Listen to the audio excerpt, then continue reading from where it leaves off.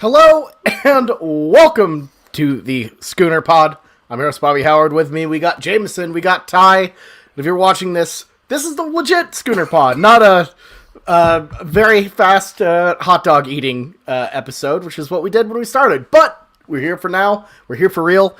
And we're here to talk about OU and their new coordinators. Jamison, the shoes finally dropped. Jeff Lebby and Ted Roof are the guys. What are your initial reactions to Lebby, a name we all thought was probably going to happen, and Ted Roof, a name that none of us thought was going to happen? Yeah, I say we start with Lebby and we hit towards the Roof. I've got a couple things to say about both, and I think that the Lebby hire was something that Venables has been wanting to do for a long time. It seems like they have a close relationship with each other, and it did come out that he would have probably tried to bring him to Auburn with him if he were to have taken that job last year whenever it was offered to Venables. So this guy's always been kind of, in Venables, just ready for him for the taking, and he was ready to pay him the money that he needed to get. And, he's getting paid a little, was it $4 million to come to OU? Like one of the more highest coordinators in the country. Like, he's got a lot of expectation on him now because coming into this system, you've got to have a potent offense at Oklahoma because we got a strong identity here. Yeah, no, $4 million is a lot, and as we saw from the Venables contract, which was $6 million, it's clear that they're putting a lot of eggs into the Lebby basket, especially when it comes to offense, because this is Oklahoma as a program has become known for prolific offenses.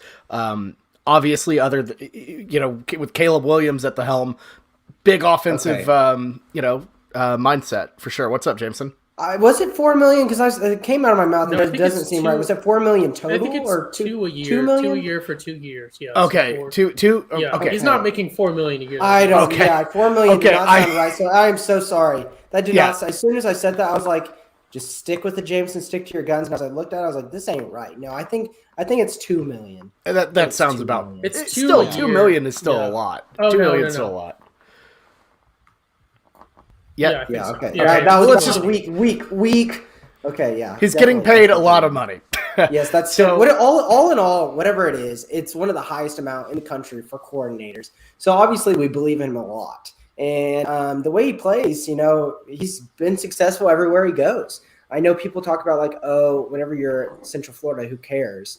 But still, you put out a pretty darn good offense there. And then you did it at a second location in the SEC country where it's hard to come by good offenses in the SEC. So obviously he has something that's working, and he's very highly regarded in the way he coaches. That Brent Venables would want him either at Auburn or at Oklahoma. It isn't just because he's an Oklahoma legacy. Yeah, and I mean, if you wanted a top offensive mind in college football, he is definitely the next on that list. As far as guys to replace a Lincoln Riley-esque scheme, this is your guy. This is the guy you want. Ty, your thoughts on everything?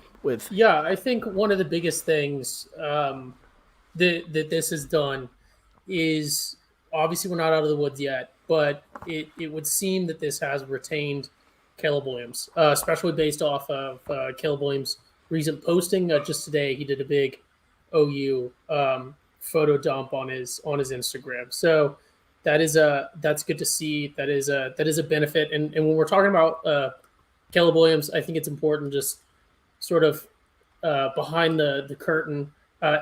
On the offensive side, we're also retaining Bill Bedenbaugh as the line coach, Cale Gundy, of course, and then DeMarco Murray. So we're retaining a good core of guys that are junior on the offensive side when it comes to coaching, but guys that are bringing in, a lot of, we're having not a complete replacement for the people that are really interacting with the players the most, the position coaches, which is always really good.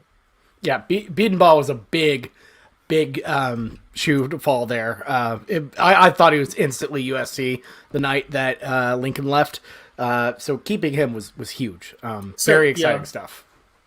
Personally, not to be too cynical, his contract is up, I think, in a year, and I would assume that he's at the career point. I don't think many people would disagree that he's looking to move up, whether that be to the NFL to be a line guy or just at a higher position within the coordinator realm. So my personal opinion on it is that he probably didn't want to go commit to a long-term rebuild somewhere when he could stay, ride out his good contract here at a good school and then, move on. Because why go commit? If you want to go to the NFL, why delay it for, 3-4 years to go try to rebuild something and potentially even hurt your resume? So Yeah, and Joe also brings up Joe John Finley, also remaining as well. Keeping that H-back room intact. And, that was definitely going to happen as Joe John Finley and Jeff Lebby are pretty close because of their time together at OU. And of course, we'd be remiss if we didn't talk about some of the controversy of Lebby, his involvement at Baylor. Joe Castiglione and Lebby both released a joint statement about it, addressing it. But beyond that, I don't feel like it was kind of toothless. At the same time, I don't know. I kind of trust Joe C here with most things. But I think it's still a bit of a bummer to see nothing said. But also legally, I realize, you can't say too much. I don't know. It's a little bit of a disappointing mess. And I don't know. It's a bummer. Here's my thought process with that, Bobby, because they obviously hired him and they did their vetting process, and Oklahoma is a team that we like to think of. I'm not trying to white knight here, but we feel like we hold ourselves in a very high esteem comparative to other programs. But what really is the point of completely knocking your new hire into the dirt over and over and over and just really going at him in this time? Is that just going to create more negative press for you and just more eyeballs on this situation? We understand like a lot happened in the past, but he's been through it. He's released multiple statements in the past. He's been through it, had multiple coaching jobs after that. What happened at Baylor obviously is horrible and everything that happened, but every time he gets a new job, why does that have to be a whole new conversation? I think that's fair. I also think it's just kind of he's never apologized for it, which is I think frustrating. But again, I think you're right. It's kind of like people have moved on. Obviously, Lebby has moved on to different schools, and nobody was no one was interrogating UCF. No one was interrogating Ole Miss about it. It's frustrating that he's been able to move on and not had to really answer for anything. But at the same time, I don't know what OU does here other than just not hire the guy. But again, Castiglione vetted him, and apparently if it's not bad enough to hire him still, I guess it's okay. But Ty, I know you have a lot of thoughts on this. What do you have to say?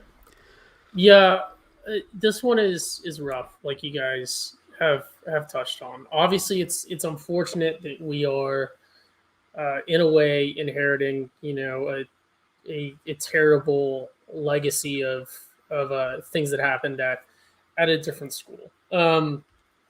I agree with you guys on ultimately we have to trust what Castiglione and Joe Haraz and everyone else has done here, with the understanding that they obviously are privy to much more information than will ever be made public with their legal teams and experts sort of really looking into these things with something beyond just message board and social media speculation. So there is that. It's still rough. I'm conflicted. You can be an OU fan and not be a fan of a specific guy. A lot of people, I think, think back to a lot of people weren't fans of Baker. Not to compare it. A lot of people, remained OU fans and weren't fans of numerous guys that have been here over the years. I will Mixon. say, Joe Mixon. I'm not super excited. I mean, I still have the sort of outdated view that ultimately it's a school and it's a school's football team, and I would hate for us to make a decision that is better for the entertainment business disguised as a football team if that decision puts the actual students in danger, because that's the whole point of the University of Oklahoma. So not saying that this does. I think there maybe were some better ways we could have approached it, but we got to trust that they have more information than we do, and they think that they're making the right decision. They're certainly much better qualified to make these decisions, I think, than most people that are speculating about it. So Yeah, and the most important thing now is just, keep things, honestly, just keep him compliant, keep him to it, and make sure that it doesn't become an issue. He's obviously learned his lesson, and I believe people deserve second chances. So hopefully, hopefully he doesn't mess up again, and hopefully when a difficult situation like that comes to him, he makes the right call instead of making the wrong call, like he did at Baylor, allegedly.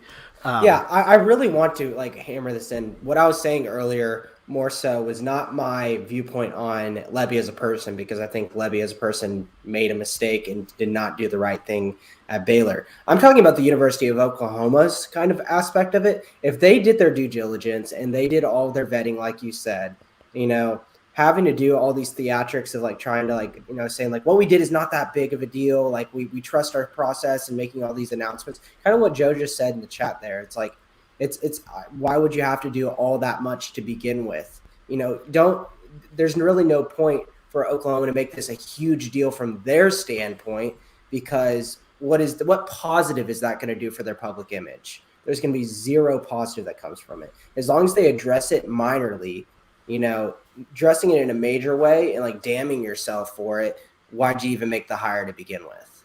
Yeah. And I think the answer to that is to win football games. And they felt like any sort of PR hit was less than, that hire. And again, this is a guy who, he's not the Jeff Lebby in 2016. That Jeff Lebby made mistakes, learned from him, and is the Jeff Lebby now. And the best you can do is hope that the guy actually has changed and would not make those decisions. And if the vetting process comes through and says that he won't screw up and has learned and has improved, then so be it. But I think that's the cynical, frustrating way of it. And whether or not you believe that, someone who, potentially botched a Title IX issue deserves another chance to coach again, that's up to you. But at this point, all we can do is just hope for the best, I guess. So anyways, let's move kind of past this. I feel like we've talked about it a good amount and addressed it. But let's move on to the other side of the football here.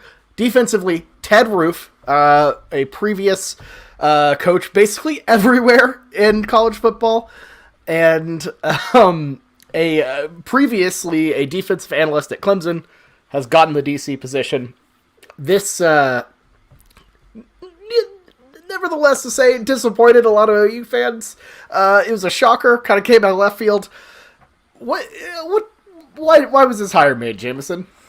This is my thought process on it, and I feel like a lot of people are looking for some home run young guy up and coming, because that's what we're accustomed to. That's what we were doing in the past, with Alex Grinch and with Lincoln Riley as the offensive side of that. We're trying to get these young up and comers.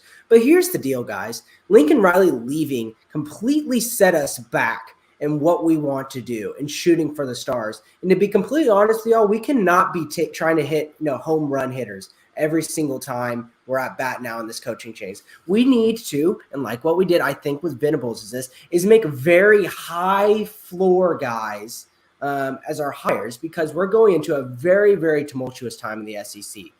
Ted Roof, he's very experienced, and you know exactly what you're getting from him.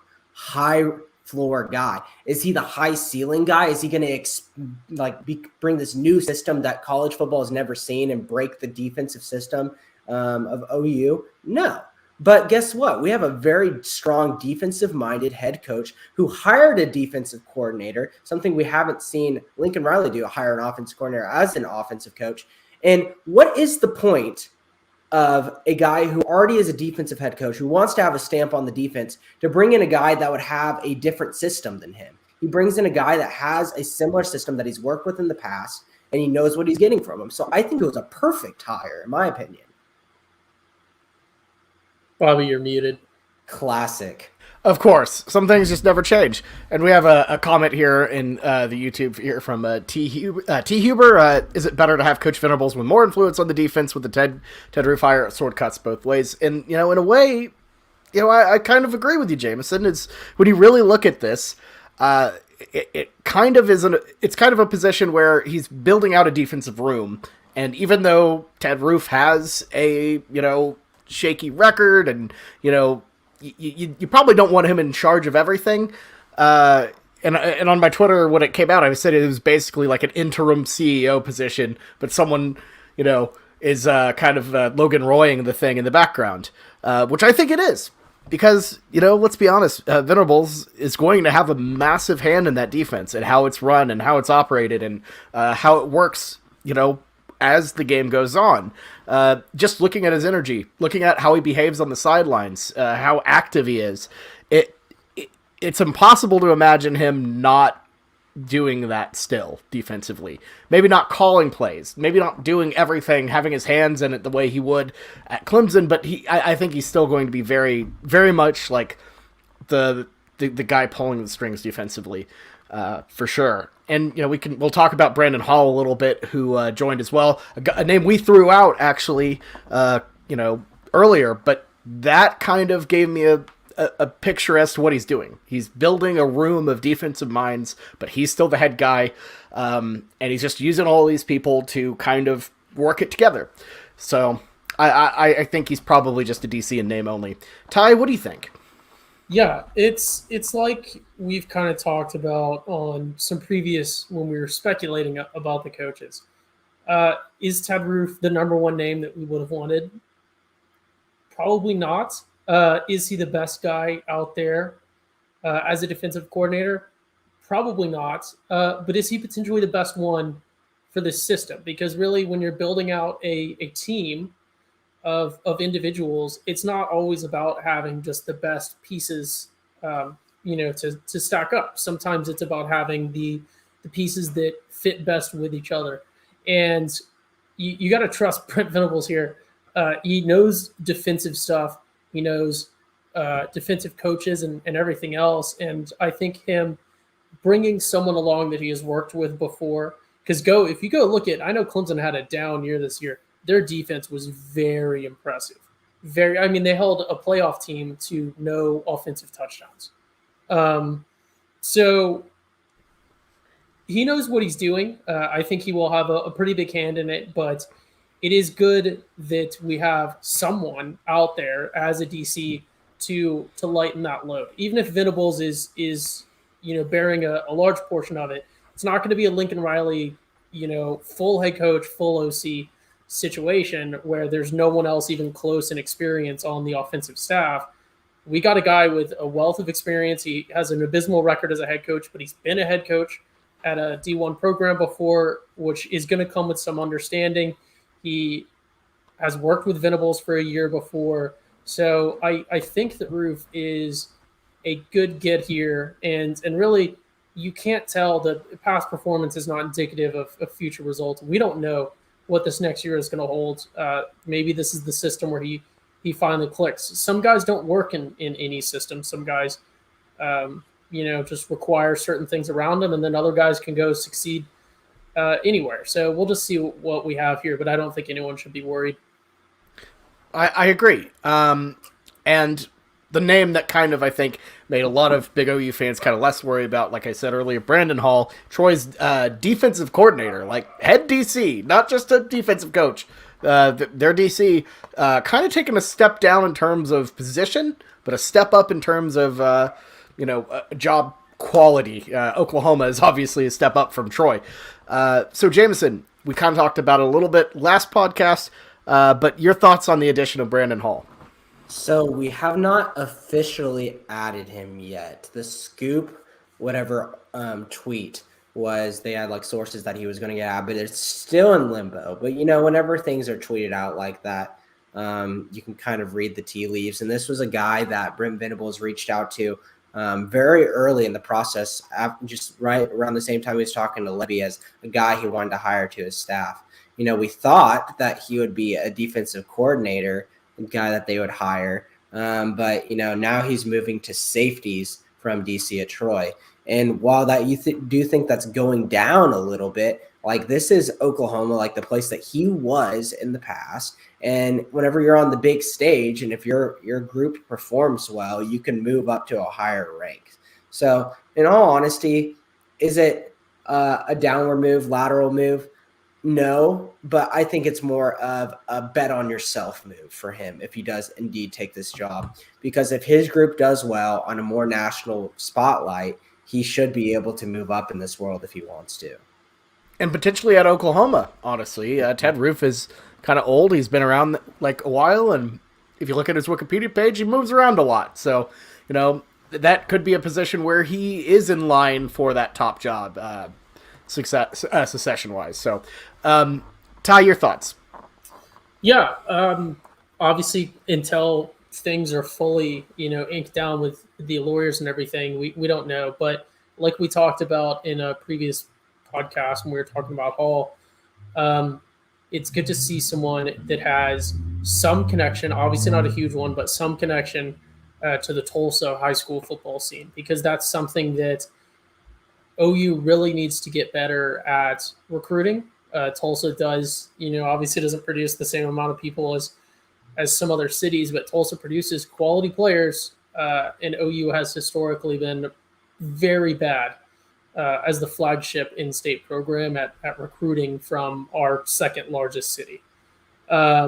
OSU, I think if you just looked at just Tulsa, you could argue far out recruits us, and Arkansas to an extent as well when it comes to Tulsa. So when we're talking about rounding out stuff, I'm really excited to potentially start to get a little bit more into recruiting there, because as we move to the SEC, whenever that occurs, we really need to have our own state locked down. Like, it shouldn't be a question about whether or not we're going to sign people from Oklahoma, because it's not Texas. It's not like there's 1,000, major programs competing for the talent. We should be, anyone from our state that we offer should want to come to OU. And currently, when it comes to Tulsa, that's not always the case. So yeah, that's haven't heard that mentioned a ton in the Hall conversation. I know he has a very small link there. He was a coordinator at Broken Arrow, I believe, for a short amount of time, but every little bit helps. So agreed. And we've talked about, Jamison is covered in Cruden Corner at length about the fractured connection with Tulsa and recruiting pipelines there. But yeah, Jamison, any final thoughts on coaching? What have we missed? Yeah, so I think that I need to hit this for sure. I think this is my biggest takeaway for our coaching hires, and I hit in half of it already. I think these are all very high floor moves. I think getting people with experience is extremely crucial for us during a very tumultuous time, and having a former head coach on staff is very beneficial for someone who's never been a head coach in Venables. Venables has probably been the darn closest thing you can to being a head coach and not being one during his career, but still, it's nice to have someone on that experience. But also, high floor and low risk. Let's talk about low risk, because Lincoln Riley, taking over for Bob Stoops, this was supposed to be, the transition from Bob to Lincoln was supposed to have no hiccup period in between. Bob kind of went out and had Lincoln groomed under him to where there wouldn't be like a Bob would leave and then we'd take like a year to find the right person to implement his system. Now, what we're doing right now is low risk, because we're bringing in a lot of people that have current connections to this program. So we kept a lot of our offensive staff. We brought in Venables as a head coach who obviously loves Oklahoma, has coached here before.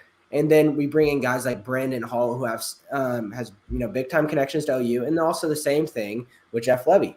And whenever you have Oklahomans on your coaching staff, in all honesty, that should make Oklahoman fans a little bit more confident, because we just got betrayed and frayed up left by our last coach.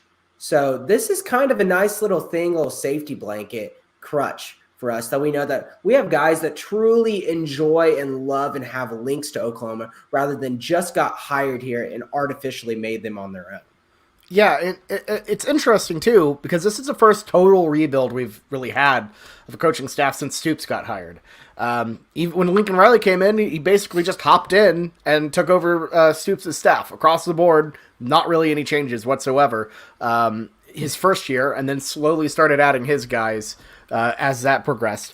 But I'm with you. This is kind of it's built out into a bit of a homegrown coaching staff, where a lot of these guys, like you said, are OU alums, which is very cool. And I think you can really see it recruiting wise how much passion and energy they have for their alma mater, because the main selling point has been the OU brand, and I think that's something that I think is really, really cool. The brand of the university, the stability, the fact that this is going to be okay, I think it's pretty great. Ty?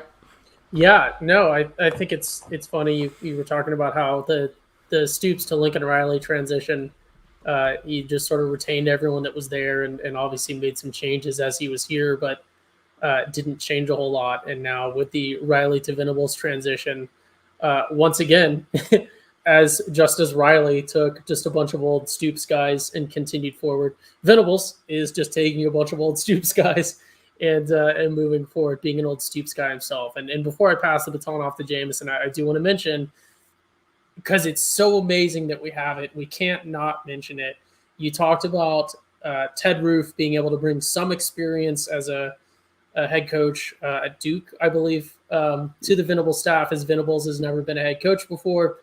Bob Stoops, previous to this, I think a lot of people have forgotten, has been a special advisor to the athletics department or whatever his title is, but he's been employed by OU since he left and will be able to bring that mentorship and that advice to Venables, I'm sure a large amount, especially as Stoops coaches the next game that we have with Venables already on staff. So really there's a whole month really that you can argue that we have two head coaches right now. We have the one that's transitioning in, and then the one that's actively coaching. So that is really neat. And you know that Barry Switzer's only a phone call away as well, the short walk away even. So it is tremendous that we have that wealth of knowledge here. Again, we can't not acknowledge Stoops and Switzer and their contributions as well. Yeah. Just have to throw in a little two head coaches. But honestly, honestly. So Jameson, tell us a little bit about the openings. What needs to be filled here as we go on through the offseason? So our offense, for the most part, we can just run through the positions and what they are just to refresh everybody. Offense coordinator Levy, I'm figuring that Levy will take over the quarterback room where Lincoln was. Wide receivers, I think Cale Gundy is going to be moving over and coaching that group. JoJo Finley retains at tight end, and then Beaton Boss is going to be staying at offensive line. But we've got a couple of openings on the defensive line. I'm just kind of trying to do some housekeeping, writing some things down to see where we have it, because our interior defensive line is still yet to be filled. We filled the defensive end coach with Miguel Chavez from Clemson, the guy that supposedly Dabo really liked and wanted him to get an upgrade in his defense. And it looks like Brent Venables has been doing some poaching on his end. So that was what you got to just believe in Venables, that was a good thing. Venables, my guess, will be taking the linebacker room, and then Brandon Hall at the safety. So we have two openings right now, cornerbacks and defensive line coach. And those are extremely big time positions. And I think the way that we're, the news coming out that we're down to pay offensive coordinators and position coaches a lot more money as we transition to the SEC, we could see some pretty big time hires here. Yeah, and the D-line with Venables' tremendous success at Clemson has been one of the keys and sort of one of the hallmarks of that Venables Clemson defense has been just a world-class D-line. There have been points where just the timing has worked out that there's been not so ridiculous arguments that Clemson's starting D-line at some points of past seasons could have legitimately been a decent starting line in the NFL. That has just been the bedrock. I mean, the line is the bedrock or the foundation of whatever you're doing on either side of the ball. But that having a world class, a cut above D line is something that has been key to Venables' tremendous success at Clemson and key to those 2 Clemson national championships that he's won. So that is definitely a very important one, and that's one that Venables knows the value of. So it'll be really interesting to see who takes that. Hey, and it was big at OU too. Tommy Harris, obviously massive figure, was great in the NFL, and Gerald McCoy, also an incredible NFL D lineman for OU. But of course, I completely forgot about this. We have to talk about the hiring of my guy Thad Turnipseed, the director of I believe special projects for Clemson. He was the director of special projects for Alabama as well. This guy apparently is a bit of a kingmaker in terms of raising money for projects and stuff at Clemson, at Alabama. Completely redid a lot of their stuff with their facilities, and is just apparently an elite fundraiser. What does a guy like Thad Turnipseed bring to a program, Jamison?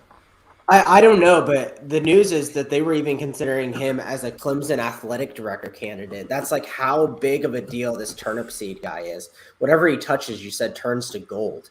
And, once again, I feel like a lot of OU fans get apprehensive whenever we see these old people come into these roles. And like, what is this guy going to do? Is this guy going to be the new Annie Hansen? No, he's not going to be the new Annie Hansen. I hope he's not going to have an affair with Brent Venables. But oh my goodness! No, I'm just kidding. I'm just upset because you stole my joke. oh man! But essentially, as you can hear, my dog is really wanting to come with a squeaky toy. But like this guy, he's very, very highly regarded, and this guy is kind of a total badass. Yeah, no, absolutely. He's been great, and obviously, if everywhere he goes, things get better at that place. And going into the SEC, you're gonna have to spend with the big boys. You will have to be on that level if you want to compete, or else you'll fall behind.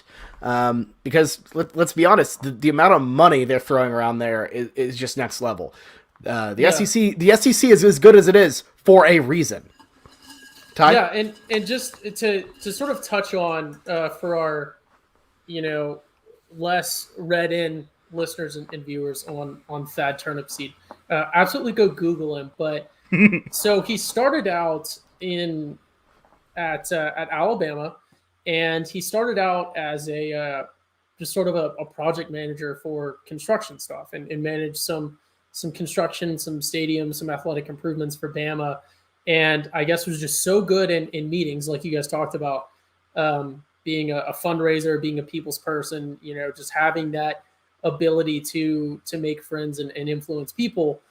Worked his way up to a full-time position at Bama's staff, and then in 2013 went to Clemson, helped them build, the success that they've had there, and is now coming over. I believe his official title at OU is Chief of Staff, which I think is a good title, and that it's, if you think of sort of what like a presidential chief of staff, or even in a corporate sense, or some other areas where you have just sort of a get it done guy. He's not the head coach. He's not even a coach at all.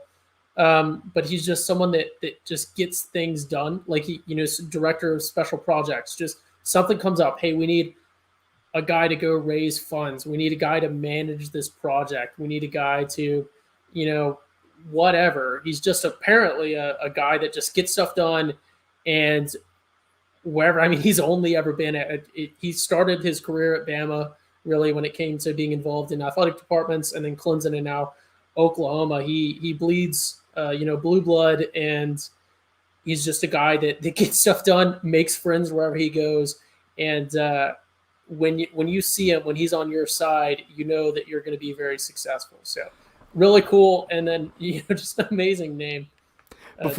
I agree. I love the name. He looks like a Thad Turnipseed for sure.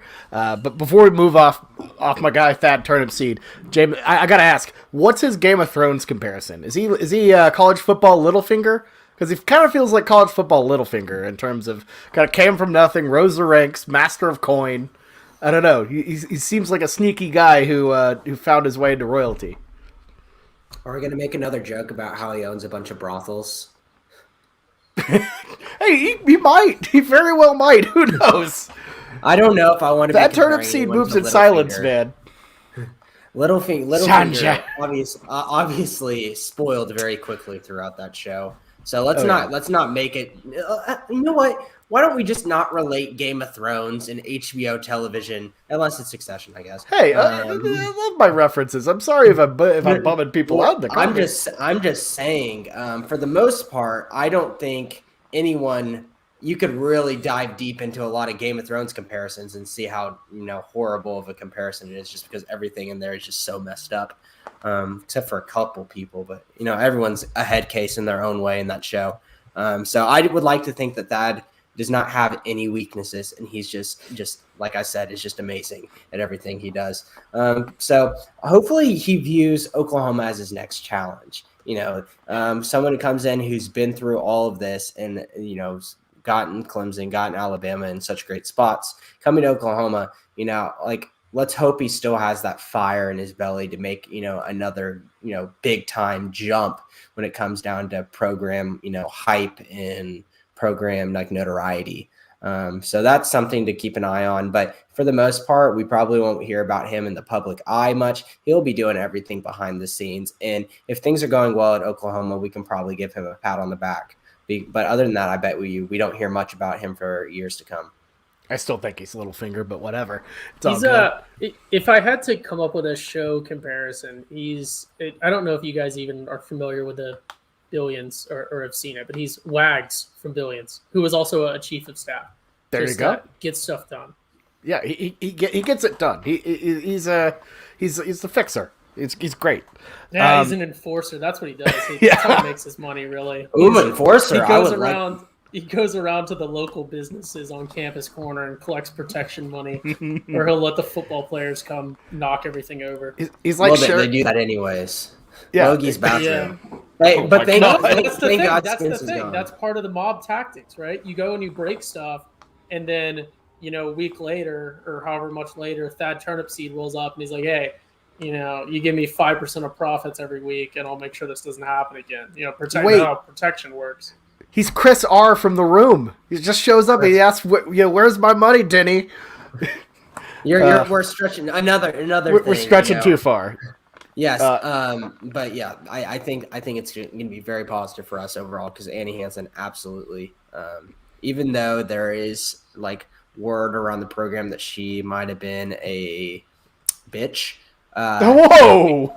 You just say mean. Can we cut that? But I've heard a lot of people what they said on the TFB boards is no one really liked her in the system. I shouldn't have said bitch. But some are saying you weren't the one saying it. Yeah, yes. Not a lot of people liked her. So it looks like we will not be having her position refilled. Essentially, it's spoiled so much the people in the athletic department that they don't want another person in power with that role like Annie did. Okay, there you go. However, speaking of recruitment, we have a lot of stuff happening. And I got to say, this intro right here. Go! I think we've seen the last of that one for a while because it's been some pretty good times. So let's hit the happy one. David. Yes. What is this, David? This is a Routine corner with Jamison. Everybody dancing now. Oh, that's nice. All right, so yeah, Jamison, before you go on the run, Kobe McKenzie flipped back from Texas to OU. How big of a deal is that for recruiting? It's a very big deal because it means that not all is lost. Whenever we lost Lincoln Riley, there is just a run on decommitments, of course. And a lot of people panic. And it's like, okay, my coach is gone and I'm so close. I need to reopen my recruitment right now. And so I can figure my stuff out immediately. And Kobe McKenzie, like I said, he was the guy who was the first, recruit in this class. And it was, even though he had such a close relationship with Brian Odom, it was still kind of like a mild surprise to see him go, even though his guys were gone. And then immediately, and within a couple of days, go to the rival in Texas. That's just a little odd. As he got to know Venables and the staff, and like I said, Venables is going to have his hands a lot on the linebackers. Obviously, we did enough to realize he doesn't want to go to Texas's program because even though they have the same coach, there's a lot of problems going on down there. So that's an old can of worms that you're dealing with in that. So I think that he's very happy, and he realized probably that he made too quick of a decision, and he should have kind of thought it out some more. But the great part about this is you're a really good player. You can come back anytime. The door will be open for you. So, yeah, he's been tweeting a lot on Twitter. Have you seen this? I've been reading that. I've been enjoying reading all of his comments and replies to his tweets. Yeah, his Twitter has been very good today. His, I believe, Caleb Kelly said you're still in timeout, but more than anything, he said he believes that he's not the only one coming back, is what he said, which definitely sent Twitter into a bit of a frenzy, wondering who else he's talking about might be coming back to Norman. Yeah, and that's a big topic, and there's a lot of people that are saying stuff. So let's squash some things first. Dindy it's not going to be Dindy. I think he's pretty darn stuck at Texas A&M. Calvin Thibodeau is his guy. And once Calvin Thibodeau is gone, he doesn't want to come back. Venables can make an impression on Kobe McKenzie because he's actually really likes OU. And I understand Dindy is a legacy, but him being out from like Florida, it's a little bit different than being in Texas with things being very close to you that's going on. But, it's not going to be a Dindy. If we would have retained Tibbs, I bet you we would have had a chance. And at the same time, we don't have a D-line coach to recruit Dindy. So it's just not a good situation for one of the best players in the nation. Other guys that it could be, your favorite guy, Pancake Bobby, I think we've just stopped talking to him, allegedly. I think he's releasing his commitment tomorrow, but it's looking like he's going to go to Houston now as a commit. So kind of a fall from grace going from OU's offensive line room to Houston. Isn't that kind of sad? That's tragic. That is a tragic fall for Pancake to go from OU to what Ty has referred to many times as Cincinnati of the South. Yeah, what do you think about that, Ty? You hear about someone? I mean, it's a lateral move, Big 12 school to Big 12 school. Yeah, true. Oh, I didn't even think about that. And they have Dana there. You forget that Dana was convincing people to move to West Virginia, so I'm sure convincing them to move to Houston. I like to think that Dana has a really nice, above board bagman system with NIL over at Houston. I would assume if I were him, I just rent or I just buy houses in the Woodlands and just put my key players there. Like, hey, you live in this house now. Is Dana still living in hotels? He for years he would just live in hotels, trash the place. He lived in that apartment in West Virginia, but then he never paid for it because he's like, "What are you going to do? Evict me? I'm Dana Holgerson," and then he left. You can't evict me. I leave. But yeah, poor Pancake. That's a real bummer. Yeah, but for people that are coming back. It's kind of an interesting question for that when it comes down to the 2022 class, because I feel like the majority of the guys that we can get might be guys that might have been silent commits beforehand or strong OU lanes that are kind of coming back towards the light of OU. I haven't seen any posts on who are these, what could have Kobe's tweet meant, but just going down targets down the board, we can just kind of run through some of the top targets for OU. Javonte Barnes of running back from Las Vegas, who had a very strong relationship with DeMarco Murray, who many thought was an OU very, very lock. Kind of had some back and forth recently. I think he just took a USC visit, so that's going to come down to the end. But he has a very strong relationship with DeMarco, and I wouldn't be surprised to see him as an as a Sooner. And then there's guys that are currently on this team that didn't publicly decommit that we were thinking maybe might do it. One guy from Texas, Xavier Bryce, was a guy who just took a visit to Texas. He's a safety prospect for us, and it was looking very strong like he was going to go and decommit and go commit to Texas. But that seems to have fallen out, and he might be staying in this class after all. So that's another positive thing. Other guys that we would be keeping that are currently in our class that have said they're going to stay. Kip Lewis, linebacker of Texas, the two tight ends, and Jason Llewellyn, Caden Helms, Jacob Sexton, Jake Taylor, Nick Anderson, Rodney Anderson's little brother, the wide receiver. We've all heard things from them. and then Robert Spears Jennings, Jaden Rowe, and then one guy that is in our class that is still kind of on the fence. Looks like Cedric Roberts, a defensive line out of Pflugerville, Texas. That might be another thing you might be hinting at as well, but maybe not. He's between us and then maybe even Texas Tech. I think Bobby's favorite guy that ends in a Y is recruiting him really well, since he was a guy that used to have some strong Baylor connections. True. Hey, got to also ask about four-star quarterback Nick Evers committing to OU. Finally got our 2022 quarterback, I guess, even though we didn't really recruit it under Lincoln. What are your thoughts? Pretty highly regarded dual threat QB, I would say. Do you think this guy's a difference maker potentially? It's huge. Like, for example, what I think about this, yes, this could be a guy that could start in his junior year, but he needed a quarterback commit extremely bad for this because with Caleb Williams being our lone quarterback and Spencer Rattler leaving, like, we were going to be kind of stuck for a bit. If Caleb Williams gets hurt, what goes wrong? Caleb Williams transfers. What happens? Ralph Rucker time.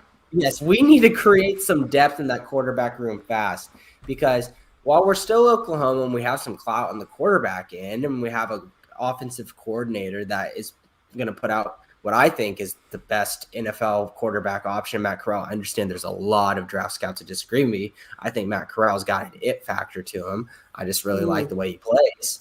But I'm going to go turn my heater up because that take has me really cold. I know. I just like Matt Corral that much. I just think that, his production has dropped off at the end of the year because he's just been hurt a little bit, but I think he's extremely talented. But now we have a spot where we don't have to take a guy every other year. We can take a quarterback every year if we need to. Nick Evers is no joke. Like, this guy's I think the number 4 overall dual threat quarterback in the nation.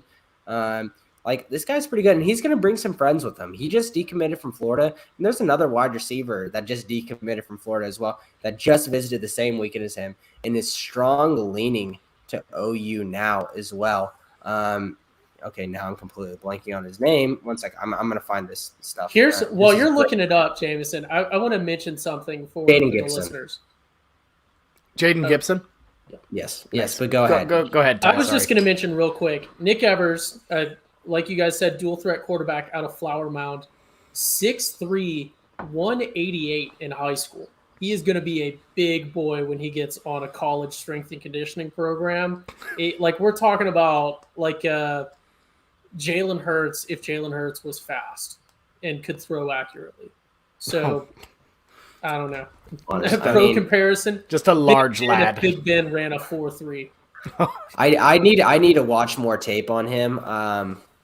But I hope he had I'm looking at a little tape now. Hopefully he has a little bit of a better throwing skill that Jalen Hurts had at OU. But if we get anything close to Jalen Hurts, obviously, huge win. But Jaden Gibson is a big-time deal as well for us, because this wide receiver class in 2022, even with Lincoln Riley, was taking a hit. If you guys don't remember, at the beginning of this year, we thought we were ruling the world with how good this wide receiver class was.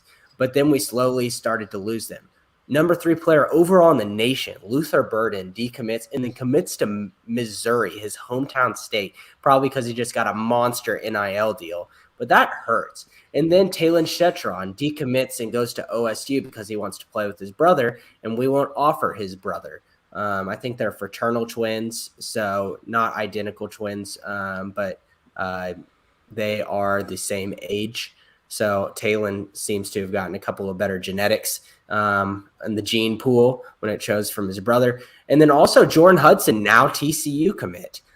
This is a guy that that a lot of people think he's extremely underrated. And now he's going to TCU with the new coaching staff, and they should be extremely happy about him. And after that, we were at the point where we have, Rodney Anderson's little brother, but at wide receiver, we're pretty thin. So getting a 6'5" monster of a man, wide receiver, is going to be nice, because I can't tell you, when was the last time, Bobby, you want to hear something? Whenever I hear 6'5" monster wide receiver, the last one that we've had, the first one that came to my mind is Jazz Reynolds. Jazz Reynolds. I'm like, obviously throwback. We have other 6'5" big guys. But what is the last guy with that size that played the wide receiver position? So At OU. for me, Justin Brown came to mind. Okay. The transfer from Penn State, but there probably was one we had And before. another deep hit. Who was the guy that he wasn't super high up on the roster, but he went to high school with Baker and he was on the roster? He gets some targets every now and then. He was pretty big, wasn't he? He was like 84, 83. Oh, like I know that. who you're talking about. Lee Morris? Was it Lee Morris? Maybe. No, Lee Morris he went with Kyler. That's right. Maybe it was Lee Moore. Maybe I have the quarterback. I know who you're talking about though. Dude, and Justin Ty- Brown was only 6'3". So Oh. like this still you're still 2 inches behind here. So like for I'm the most surprised- part, like our possession wide receivers that we've had in the past that have been extremely productive. I think the moral of this conversation is they've been 6'2", 6'3" guys. We haven't had a 6'5" monster man like this who's been productive in our system. And I said Jazz Reynolds. Like this is a guy. Jazz Reynolds has his vices, obviously. Yeah, Jazz Reynolds wasn't exactly like a big time guy for sure. And I'm surprised Ty never mentioned his favorite Wikipedia guy, Dorian Green Beckham, 6'5". Oh yeah, only ever played at OU. The only college he played at. Only ever played at never Missouri. Only played at OU, where he also never played. Definitely one of the bigger what ifs. I feel like Green Beckham, if he actually played, would have been awesome. Because his NFL career, I think, was Flopped really hard. At It Tennessee. was a big flop. it was a one hit wonder. It would be like if you took Jamison's guy Matt Corral and put him on like an actual team with actual expectations. Maybe actually Oh, played man. football might be helpful, but what are you gonna So do? real quick on the Matt Corral thing, I do want to mention Jeff Levy, who was Corral's offensive coordinator at Ole Miss this season, took someone that no one knew and propelled him up to the Heisman conversation until he had some injuries. Lincoln Riley took one of the biggest Heisman favorites of all time and then caused him to be a backup quarterback halfway through the season. So maybe Levy is a better offensive mind than Lincoln Riley. Just by that comparison, it seems pretty obvious. Oh, I'm loving the take. Jameson, anything? Final things on recruiting? We got a little bit more, a couple more commits to watch for in the next couple days. We offered Alton Tarber, defensive line, 305 pounds. Sorry, Grinch, we don't have to get a bunch of small people anymore. We can get big old SEC boys now. Decommitted from Georgia Tech, big time lean down to Oklahoma. Looks like that might be one of Brent Venables' first gets. And then also maybe a long time coming for a lot of people. Deshaun Brown, a local guy from Oklahoma, talking about keeping things in Oklahoma, from Choctaw. He's an edge rusher, and he got the offer from Oklahoma. And just like many of those guys in Oklahoma are in like those 3-star ranks, once you get that Oklahoma offer, things can move pretty quickly. So look for Deshaun Brown, also from Choctaw, as another guy to get moving into that 2022 class. But I'm really curious what Kobe McKenzie has to say about getting more people in there, because I feel like there might be a splash or two coming in the next couple days, or maybe before signing day, because there seems to be some hype and some chirping around Twitter. Some of the Champ U guys have said, you haven't seen nothing yet, blah blah blah blah. Which I don't know. I think if somehow, some way, Brent Venables gets this class in the top 10, I mean, just what in the world? What a win that would be. What a win that would be. But, it's definitely trending better than we thought after that horrible Sunday after Bedlam. So here's to hoping that things keep going good. It seems like Venables and his staff have been done a good job of keeping the ship straight. And it seems like Venables is a pretty charismatic guy. So that's a plus. But, yeah. All right, moving on. Heisman was last weekend. That's kind of fun. I kind of completely forgot it was awarded, but shout out to Bryce Young, I guess.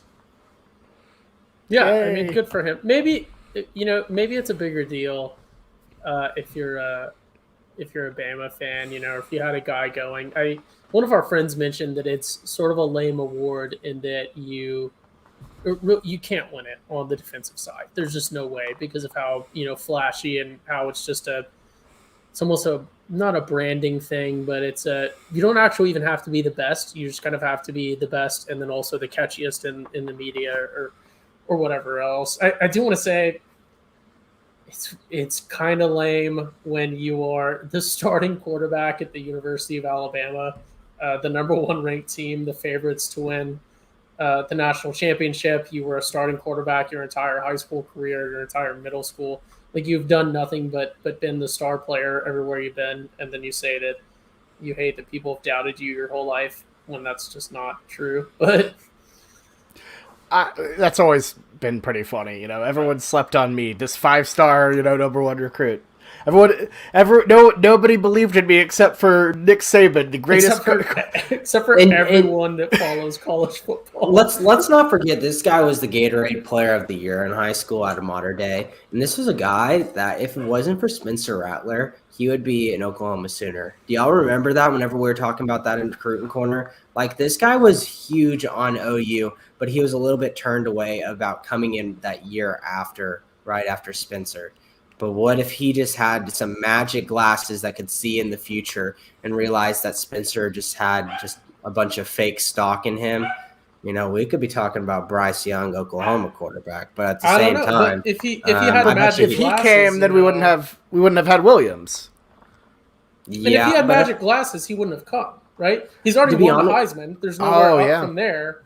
And he's most probably going to win the national championship. No, I think obviously what he made was a great decision coming to Alabama. Obviously, we're talking a lot about snowball effect here, but I think Caleb Williams is a guy that, even if we had a 2020 quarterback, I still think that he would have came and played for Lincoln Riley, because that's how much he loved him.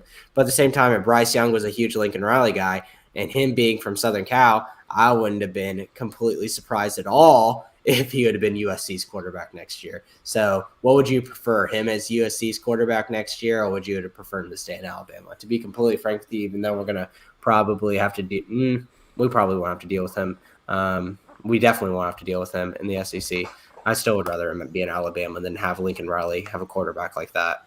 True. He can Lincoln could have fun with Hudson Dart, or whatever his name is. So Jackson Dart. I don't know where I got Hudson Dart, but Hudson Card of Texas. There you go. That's where it came from. We're a last name podcast.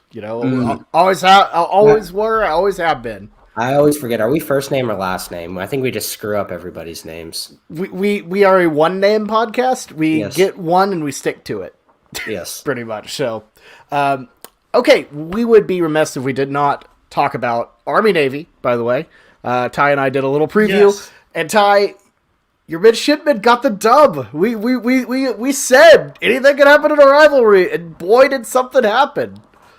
What a game! First off, I've yet to see actual official numbers on this, but I believe, and there's a lot of people out there, I think they're looking into it, this may have actually set the attendance record for MetLife, which, funny enough, MetLife officially seats 82,500 people. Officially, it's never even met its attendance record. Its current high attendance is 250 short, and it was for WrestleMania, which is just tells you everything you need to know about NFL teams from New York. But absolutely electric atmosphere. It was overcast the whole time and beautiful weather. And Navy with their Fly Navy, this is their Marine Corps special uniform, not the Fly Navies, but their uniform looked kind of weird. The helmets, I thought, on social media, but they looked amazing during the game. Just perfect lighting for them. The atmosphere was just ridiculous, and it was a great game. It was close the whole time. We had a lot of really good passing, actually, on both sides. There were some really sharp, really well called, really well executed 20-plus yard passes, especially by Army. It was crazy. We saw a lot of offense right out from the start, but it's worth at least going back and watching the highlights. It was one of the better Army Navies in a long time, I've thought, not just because my midshipmen walked away with the win over Army, but it was just a legitimate good game. So I'm saying this as a sales pitch for anyone that didn't watch it next year. You've got to watch it next year. It's such a good game. And shout out to Senior might be going to the NFL, might be going to the Marine Corps. Not sure yet. Daniel Fago, who I talked about as the key player for Navy in the preview, was outstanding on defense and then was on a trick punt on a 4th down and got Navy a key first down on a trick play to seal the win. So Diego Fago, by far the best player of the game, just sort of stole the show. He was playing dirty at the start. Potentially could have been ejected maybe for some ankle twisting stuff like what's his name did against Percy Harvin in the 08 national championship, that same thing. But Fago got away with it and then, proceeded to just play an amazing game. So super cool game. I could not be happier. It was a great day. And part of the reason why I didn't watch the Heisman, because it was just such a high from that that I didn't, I was on cloud 9, couldn't do anything else that day. It'd be like, if Jamison's Chargers ever won anything meaningful ever. Oh, jeez. The Chargers just out here taking strays. That shot just hit. That hit really hard. Okay, yeah, we're about to get embarrassed on Thursday night too, so whatever. Oh, man. I'm just over here just hoping to not get my heart broken in fantasy tonight with the Cardinals and the Rams. I'm looking on my phone right now. Cardinals have a field goal. But anyways, this has been a fun podcast, everyone. The offseason's certainly more interesting when, your team burns down and then comes back to life.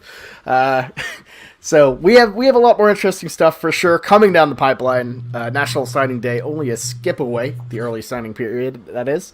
And then, of course, a bowl game, which is going to be a lovely, lovely mess that I can't wait to talk about. Who's coaching the defense, really? Nobody knows. Caleb Kelly at this point. But actually, we do know, because the Brian Odom and Tibbs, I'm pretty sure, are still coaching for us, and they're just going to finish off Oklahoma before they go off to their next jobs at SMU and USC. Well, good for them. Well, that's great. That's Roy good. Manning that's is not, though. No, he should be gone. Bye, Roy Manning. Goodbye, buddy. Get out of here. We didn't really like you that much in the first place, other than your fun videos, I guess. But basically, you were Clark Stroud, who coached a position he didn't coach. But neither does Clark Stroud. Doesn't coach. So, anyways, that's enough for this podcast. Oregon preview coming up soon. We got our bowl pick'em coming up with Bowden Blake coming up soon as well. If you like this, make sure to subscribe wherever you get your podcasts, Spotify, iTunes, Stitcher, all of it. And leave a 5-star if you feel so inclined. And if you want to see the visual version, check out our YouTube channel, where we upload this and other pretty darn good content. Football Feast, Schooner Sim, all of it. Pretty good stuff. So make sure to check that out. Anyways, for me, Jamison and Ty, this has been the Schooner Pod. We will see you next week. Have a good weekend. Or just a week. What am I saying? It's Monday. Have a good week, everyone. We'll see you soon. Boomer Sooner.